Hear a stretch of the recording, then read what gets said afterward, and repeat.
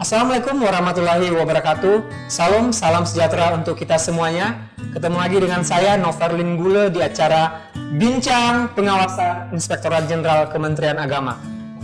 Pemirsa, pada episode kali ini kita akan berbicara mengenal lebih dalam dan lebih dekat, yakni sosok Bapak Profesor Dr. Thomas Venturi yang merupakan Direktur Jenderal Bimbingan Masyarakat Kristen. Baik Pak Thomas, apa kabar Pak? Baik, salam sehat semua kita. Amin, baik. Baik Pak Thomas ini, jadi pemirsa Bincang Pengawasan ingin lebih dekat, ingin lebih mengenal lebih dalam lagi nih tentang Pak Thomas sebagai Dirjen Bimas Kristen. Mungkin Pak Thomas bisa cerita kepada kita itu mengenai asal Bapak dari mana? Terima kasih Mas. Baik. Ya, ini kalau pemirsa lihat wajah saya pasti tahu nih asalnya. Agak hitam kan. Hitam manis Pak. Saya nama lengkap Thomas Venturi. Asalnya dari Ambon. Dari Ambon. Jadi memang saya lahir, dibesarkan di Ambon, bersekolah sampai bekerja di Ambon sebagai dosen di Universitas Patimura. Kemudian pada tahun 2017 saya mengikuti open bidding yang dilakukan oleh Kementerian Agama, dan bersyukur pada Tuhan saya bisa diberi tanggung jawab juga untuk menjadi dirjen di Kementerian Agama, yaitu pada Direktorat Jenderal Bimbingan Masyarakat Kristen. Wah, luar biasa sekali Pak ya. Kemudian untuk ini sendiri Pak, keluarga? Saya punya satu istri, jadi satu istri. Harus satu ya. Harus satu, betul. Punya tiga anak. Yang besar perempuan, sudah bekerja sebagai ASN juga. Yang kedua laki, gantengnya mirip Mas Noi juga. Puji Tuhan. Sekarang lagi studi S2 di luar negeri. Dan yang bungsu perempuan lagi mengenyam pendidikan di Fakultas Kedokteran UKI. Wah, luar biasa sekali. Juga, ya. Luar biasa sekali ya. Jadi anak-anak berhasil semua Pak ya. Ya, puji Tuhan. Puji Tuhan. Ya. Oke, baik Pak. Selain menjalankan tugas keseharian sebagai Dirjen Bimas Kristen, mungkin ada aktivitas lain yang Bapak kerjakan juga di tengah-tengah masyarakat? Ya, saya punya basic kan adalah dosen.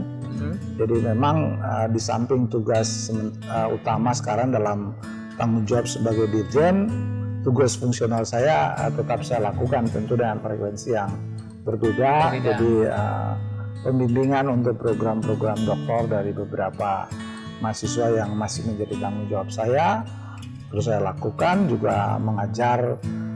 Kebetulan pandemi COVID, jadi banyak yang meminta mengajar secara virtual. Baik di kampus utama di Ambon maupun sekarang sebagai Dirjen Bimas Kristen ada kampus-kampus kita juga di AKM yang kemudian meminta saya membantu ngajar ya sedikit kaitan dengan ilmu saya, yaitu filsafat. Oh, iya. Luar biasa sekali. Baik pemirsa Bincang Pengawasan, menarik sekali kita bertanya lebih dalam tentang Bapak Thomas Venturi, dan kami ingatkan juga buat pemirsa Bincang Pengawasan bahwa acara Bincang Pengawasan Inspektorat Jenderal ini tayang setiap hari Selasa dan Jumat pukul 10 di media sosial Inspektorat Jenderal, yakni di akun YouTube Inspektorat Jenderal. Dan juga pemirsa semuanya, kita juga memberikan salam ini buat teman-teman kita se-ASN Kementerian Agama, baik yang ada di unit eselon 1 pusat, baik yang ada di tingkat kanwil, perguruan tinggi, sampai kepada madrasah dan KUA yang tersebar di seluruh wilayah Indonesia. Jangan lupa terus untuk menyaksikan acara ini, dan jika ada pertanyaan mengenai pembahasan yang kita sampaikan, silakan ditulis di kolom komentar yang ada di akun YouTube kita nanti, dan pasti nanti kita akan coba menjawabnya. Baik, kita lanjutkan pembicaraan kita dengan Bapak Thomas. Pak Thomas ini tadi sudah cerita tentang keluarga. Mungkin juga kita Bapak bisa cerita juga tentang hobi yang Bapak kerjakan ini apa? Oke, jadi ini kan usia kita juga sudah tua ya.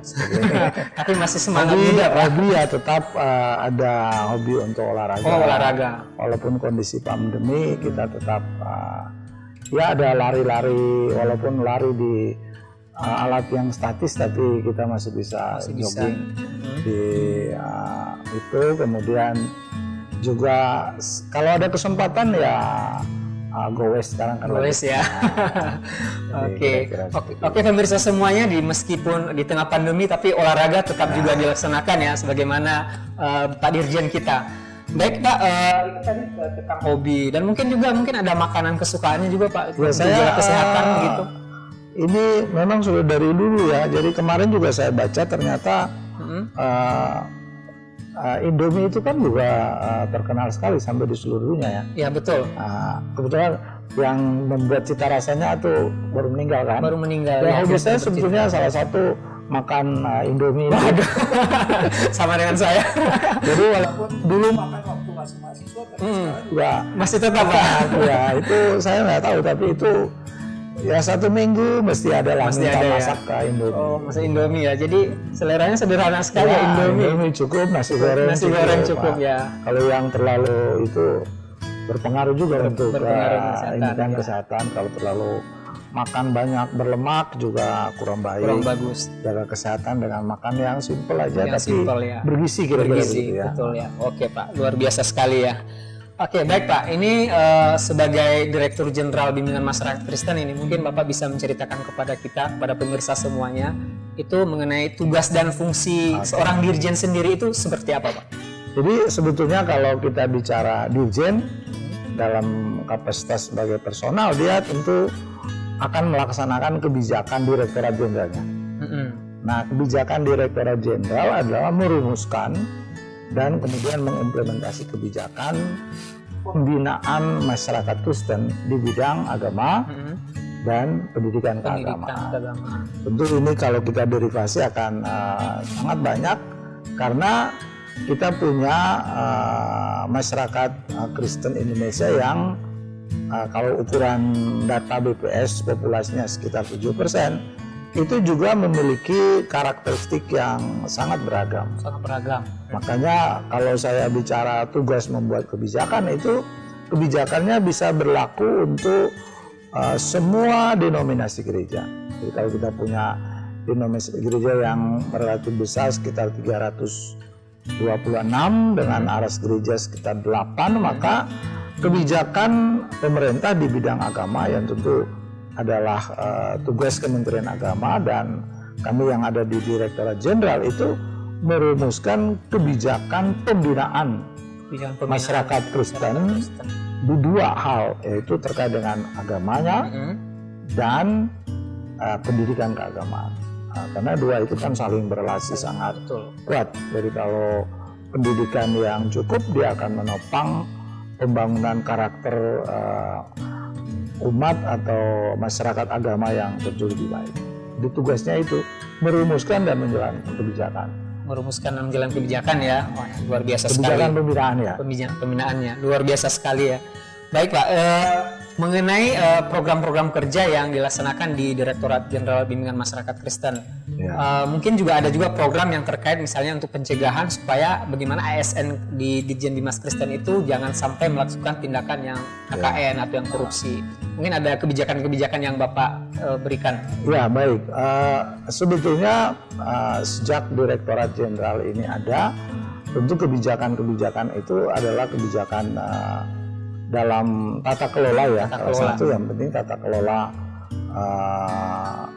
manajemen sistem dan semua yang dalam upaya melayani, tapi juga upaya kita untuk menata sumber daya yang ada. Tahun 2020 ke depan kan Kementerian Agama punya 4 isu strategis dalam program. Salah satunya adalah transformasi digital. Nah, saya kira ini bagi kami di Direktorat Jenderal ini nanti kalau kita rumuskan dalam program, itu adalah upaya kita untuk membantu paling tidak sentuhan langsung antara kami sebagai yang melaksanakan program dengan umat yang mendapatkan program itu. Nah, kalau bentuknya digitalisasi, itu layanannya makin baik, persentuhan dengan persoalan makin berkurang, upaya-upaya yang praktek-praktek bias itu seperti kan ada isu KKN kaitan dengan layanan, isu-isu suap kaitan dengan layanan itu bisa dihindari. Maka programnya adalah semua bentuk layanan itu sedapat mungkin didigitalisasi. Digitalisasi. Artinya bentuknya online. Itu kan juga isu strategis dari Kementerian Agama dan kami tentu harus melaksanakan. Itu salah satu. Yang kedua, saya kira penting juga adalah kalau saya coba membaca lagi sedikit, adalah kaitan dengan penerapan manajemen kinerja. Nah ini kan kalau kita bicara bagaimana membangun sebuah sistem layanan yang berkinerja, itu artinya semua aparat termasuk di Direktorat Jenderal harus punya kontrak kinerja atau perjanjian kinerja, Perkin. Ini adalah bagian atau cara kita untuk bisa mendapatkan kinerja yang baik. Bahkan di sana juga ada fakta integritas yang harus kita adalah bentuk jaminan kepada semua aparat pejabat maupun JFP, JFU untuk bisa bekerja dalam sebuah perjanjian yang kita sepakati bersama. Fakta-fakta yang nilai-nilai karakter keagamaan, karakter Kristen itu harus benar ditunjukkan. Nah di situ saya kira paling tidak pembentukan karakter pengelola itu akan terbentuk di sana. Kalau saya berjanji dengan Mas Noy untuk tidak melakukan sesuatu, harusnya saya patuh dengan perjanjian itu kan. Betul. Nah, kira-kira seperti itu. Dan itu yang akan dilakukan oleh Direktorat Jenderal dalam program-program yang kaitan dengan isu strategis. Di samping tentu penataan birokrasi, organisasi dirampingkan seperti yang baru kita kerjakan, yaitu memfungsionalkan jabatan struktural. Karena ada penilaian mungkin dari Menpan atau dari pengelola struktur di negeri ini dalam kaitan dengan ASN adalah kalau seseorang itu ada dalam jabatan struktural, maka ruang dia untuk menjadi bos itu kan makin besar. Padahal harusnya nggak boleh bos kan, harusnya pelayan gitu. Pelayanan, betul Pak. Apalagi dia namanya aparatur. Betul. Aparatur itu kan pelayan gitu. Pelayan, betul. Nah jadi itu yang harus kita kembalikan kepada pengertiannya, makanya dia menjadi jabatan fungsional. Ruang untuk melakukan hal-hal yang karena jabatan itu kan dikurangi gitu. Dikurangin. Jadi Anda harus lebih profesional kalau bahasanya. Sebagai pelayan Pak ya. Iya. Gitu Mas Noi. Iya. Oke. Baik Pak, ini terkait dengan kondisi yang sekarang ini yang kita tahu sama-sama sekarang kondisi pandemi COVID-19 ya. Baik, mungkin ada ini untuk ASN Kemenak khususnya di Direktorat Jenderal Bimbingan Masyarakat Kristen itu apa yang bisa Bapak sampaikan agar program yang dijalankan oleh pemerintah untuk mencegah penyebaran COVID-19 ini? Oke, kalau kita lihat tren penyebaran COVID itu kan kalau membaca kurva kan dia belum turun. Iya. Bahasa betul. Orang di sana epidemiolog bilang belum turun. Belum turun. Artinya ada ruang, ada kemungkinan pandemi ini terus kita semua mudah sekali terjangkit virus ini kan. Maka pemerintah mengupayakan pencegahan dengan berbagai cara, pembatasan kerja dan sebagainya, dan itu juga dilakukan oleh Direktorat Jenderal. Pertama tentu kalau kita melihat dari perspektif waktu kerja itu kan kita udah juga membatasi dengan ada work from home, work from office dan sebagainya, dan itu dilakukan satu. Tapi yang paling pokok adalah disiplin individu. Jadi praktek 3M itu kan harus dilaksanakan. Rajin mencuci tangan, rajin menjaga jarak, memakai masker tadi ya. Saya kira ini disiplin individu.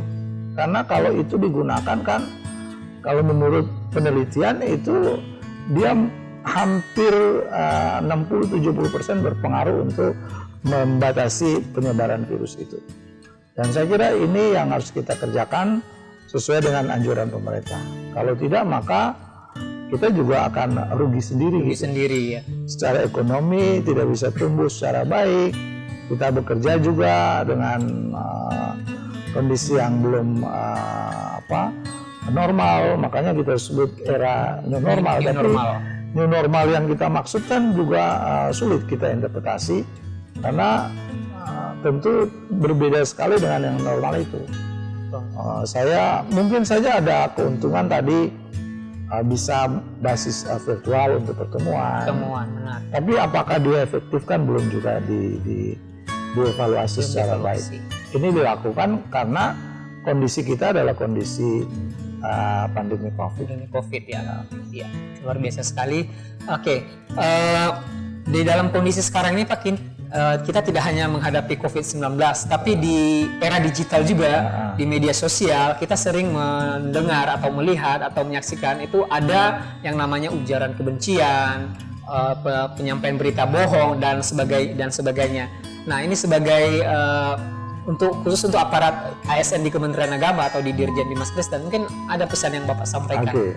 Jadi Mas Noel, memang kan kalau media itu kan intinya kan supaya bisa digunakan untuk mendapatkan nilai-nilai positif. Tapi ternyata bahwa ada dampaknya gitu. Jadi ada kebebasan orang untuk berekspresi. Tapi kemudian kebebasan itu kan harusnya tidak juga membatasi atau mengekang orang lain. Tadi soal ujaran kebencian. Itu semua orang bisa melakukannya di media sosial itu. Tapi kan dampaknya kan sangat terasa bagi mungkin orang yang dihujat, masyarakat yang nanti harus belajar dalam sebuah komunitas. Kok adakah masyarakat seperti ini bisa bebas melakukan ujaran kebencian terhadap orang lain, bahkan menyampaikan berita-berita yang tidak harus diberitakan. Makanya kan harapan dari kita semua, mungkin saya sebagai dirjen, apalagi dirjen Dimas Kristen karena ada yang bilang, kalau dirjen sudah mengarahkan supaya masyarakat Kristen itu bisa hidupnya menurut ajaran agama Kristus. Betul. Ajaran tentang kasih, tidak membenci orang, benar melayani orang, tidak melakukan pembohongan terhadap orang. Nah, ini artinya bahwa kita semua harus menggunakan media itu secara bijaksana, Pak. Secara cerdas. Sehingga apa yang kita sampaikan sebetulnya menjadi pembelajaran. Kalau ada hal-hal positif, ya yang bisa kita taruh di situ, di media itu untuk dibaca orang lain, silakan. Atau kita mau membagi, share berita yang menurut kita baik, dan publik juga bisa menerima dengan baik, itu kita siarkan. Tapi jangan sampai kita cenderung untuk menyampaikan berita yang kita sendiri belum bisa memastikan bahwa itu berita benar. Itu yang disebut dengan hoax. Hoax ya benar, Pak. Dan karena hoax itu atau berita yang tidak benar itu kalau dibaca orang lain, saya kirim ke Mas Nos, kemudian diviralkan lagi, wah ini bagaimana ini? Orang saling terpengaruh dan bisa membuat kita semua terpecah belah, tersegregasi hanya karena pembatasan pemberitaan atau apa saja yang menurut masyarakat itu sebenarnya tidak baik dan negatif. Makanya harapan saya, gunakan media itu secara cerdas, dengan etika. Tentu etika yang kita maksud adalah etika kekristenan, yang harusnya kita gunakan, mencerahkan orang, dan itu kan inti ajaran dari Kristen. Luar biasa sekali ya pemirsa, bincang pengawasan. Jadi bagaimana kita menggunakan media sosial, dan yang juga disampaikan oleh Pak Dirjen tadi, bahwa hal-hal yang positif itu kita share di media sosial dan itu bisa bermanfaat untuk orang banyak. Oke, baik Pak Thomas, ini satu lagi pertanyaannya ini ada nggak pesan-pesan yang Bapak sampaikan kepada seluruh umat yang ada di seluruh Indonesia terkait bahwa negara kita ini adalah negara yang beragam, baik dari segi agama maupun dari suku, agar persatuan bangsa itu bisa tetap terjaga. Dan apalagi Kementerian Agama punya program yang namanya moderasi beragama. Terima kasih Mas Rai, ini penting sekali bagi umat bahwa kita semua harus sadar bahwa kita memang diciptakan itu berbeda. Berbeda, ya. Dan itu memang sudah bawaan penciptaan. Bawaan penciptaan. Kan biasa ada yang bilang ya kalau Tuhan mau semua sama kan Tuhan bisa bikin aja semua sama. Sama semua. Tapi kenapa harus berbeda supaya manusia itu bisa saling mengenal, saling mengasihi. Nah dalam perspektif itu Indonesia pun demikian gitu. Banyak sekali sukunya, banyak sekali bahasanya, bahkan agama. Dan biasa agama ini sangat sensitif untuk dipakai dalam kerangka membangun mungkin opini yang salah ya, negatif. Bahkan bisa membangun sebuah tembok pemisah antara suatu komunitas dengan komunitas lainnya hanya karena agama. Makanya Kementerian Agama kan mengedepankan yang disebut dengan moderasi beragama, yaitu sebuah praktek keagamaan yang harus ada di tengah. Di Kristen juga ada yang bilang bahwa kan Kristen itu sudah moderat. Tapi nyatanya kan tidak demikian juga. Tidak demikian. Di internal Kristen juga ada praktek yang juga ekstrim gitu. Kalau moderat itu artinya di kiri ekstrim kiri, di kanan ekstrim kanan. Di tengah kan kita sebut moderat. Moderat. Nah prakteknya itu kan ada yang orang melakukan praktek keagamaan yang ekstrim. Nah bayangkan saja dari denominasi gereja yang banyak dengan doktrin yang juga masing-masing itu praktek itu bisa saja. Makanya harapannya adalah mari kita memahami agama dari perspektif konteks dia ditulis dan menginterpretasi pada konteks yang sekarang, maka itu akan kita temukan sebetulnya hal-hal yang baik, pemaknaan yang jauh lebih baik, lebih moderat. Karena tentu kalau saya bilang teks kitab itu kan ditulis pada konteksnya gitu kan. Iya. Kalau dulu itu teks ditulis konteksnya apa? Nah sekarang kita nggak bisa memahami teks itu dalam konteks yang dulu. Harus dipahami dengan konteks. Ya kalau kita memahami konteks yang dulu ya sulit sekali kan. Kalau di Alkitab aja bilang ya kalau gigi kan diganti gigi gitu. Betul. Kalau sekarang masa sih kita ganti gigi dah. Kalau Mas Noi lepaskan gigi saya harus balas gigi juga saya. Betul. Kalau diiring tinju nggak apa-apa. Benar.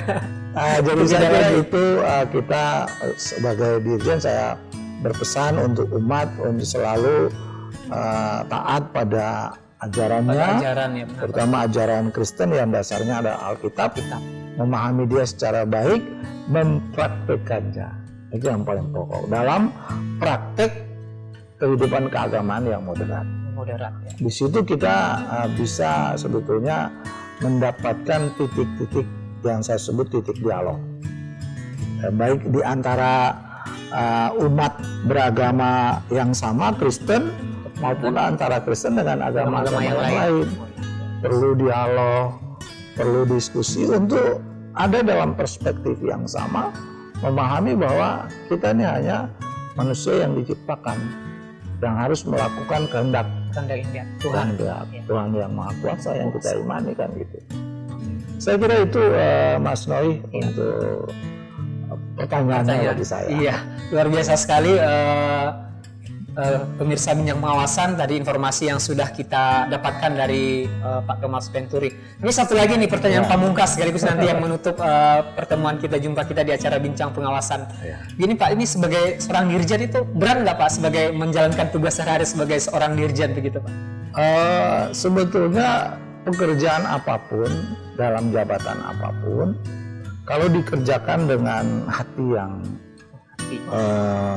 tulus, ikhlas gitu. Ikhlas itu harusnya tidak ada yang berat. Tapi kalau mengerjakannya dengan sesuatu yang ini kok saya tidak nyaman, itu menjadi berat gitu. Jadi saya misal sebagai dirjen sudah mengaku dalam tanggung jawab jabatan saya, ya harus melakukannya dengan ikhlas.